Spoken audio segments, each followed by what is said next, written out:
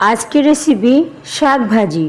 ভিন্ন স্বাদের এবং উন্নত মানের একটা শাক। এটা হচ্ছে আমরা সবাই চিনি, আনাচে কানাচে সব জায়গায় হয়ে থাকে। এটা উৎপত্তি হলো দক্ষিণ আমেরিকা।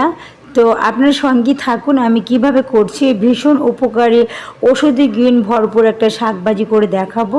আপনার শাকটা কে কী বলেন কমেন্ট করে জানাবেন। এই শাকটা আমাদের দেশে হাঁচি শাক বলি সাধারণত। এটা উচ্চ রক্তচাপ কমায় এবং আরও যেটা হয় আপনার পাকস্থলী সুস্থ রাখে।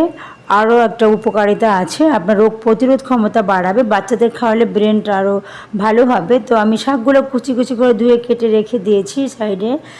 কয়েকটা আলু কুচিয়ে রেখে দেবো এখন ধুয়ে পরিষ্কার করে হচ্ছে কুচি কুচি করে কেটে নিয়েছি। এখন আমি যেটা করি, চিংড়ি মাছ ধুয়ে কেটে রেখেছি, পেঁয়াজ কুচি, কাঁচামরিচ কুচি, রসুন কুচি গরম তেলের মধ্যে দিয়ে একদম বাদামি কালার করে ভেজে নিব।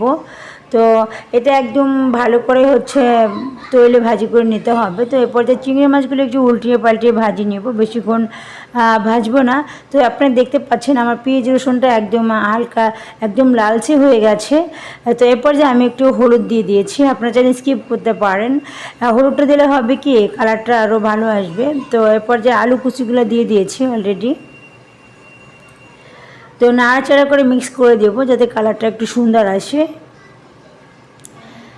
এই রেসিপিতে শাকটা রান্না করলে না মুখে স্বাদ লেগে থাকবে। তো আমি ধুয়ে কুচি করে শাকগুলো দিয়ে দিব এ পর্যায়ে। তো আমি অল্প অল্প করে দিয়ে দিচ্ছি। ফাঁকে আরেকটা কথা বলে যাই, যদি দেখতে দেখতে আমার ভিডিওটা বা আমার রেসিপিটা ভালো লেগে যায় সাবস্ক্রাইব করতে ভুলবেন না। আর যারা সাবস্ক্রাইব করেছেন অসংখ্য ধন্যবাদ। তো এরপর যে আমি লবণ দিয়ে দিচ্ছি উপর দিয়ে। তো এত সহজে দেখিয়ে দিয়েছি, দেখুন কতটা পারফেক্ট, কতটা টেস্টি হবে।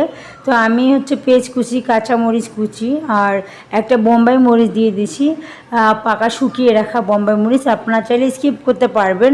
আর সবসময় শাক ভাজিতে এই মরিচগুলো ইউজ করেন, আরও অনেক অনেক টেস্টি হবে। আপনারা চাইলে স্কিপ করতে পারেন, কোনো প্রবলেম নেই।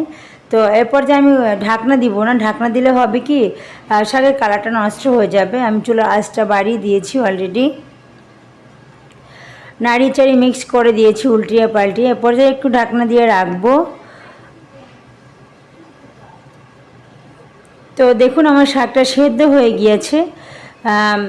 আমি এখন উল্টিয়ে পাল্টিয়ে সুন্দর করে হচ্ছে নাড়াচাড়া করে মিক্স করে দিব।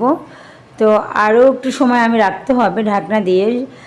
তো এ পর্যায়ে আমি ঢাকনা দিয়ে রেখেছিলাম। তো আমার শাকটা অলমোস্ট হয়ে গিয়েছে। আমি নাড়াচাড়া করে এখন এ পর্যায়ে শাকটা নামিয়ে নিব। তো অলরেডি নামিয়ে নিয়েছি। তো দেখুন কতটা পারফেক্ট হয়েছে, দেখতেও যেমন সুন্দর, খেতে ভীষণ ভীষণ মজার হবে। তো এই চিংড়ি মাছের শাক ভাজি একবার আপনি যাকে খাওয়াবেন স্বাদ আসলে ভোলার নয়। পুরো ভিডিওটা দেখার জন্য, সঙ্গে থাকার জন্য অসংখ্য ধন্যবাদ। তো অন্য কোনো ভিডিও নিয়ে দেখা হবে। আসসালামু আলাইকুম, আল্লাহ হাফিজ।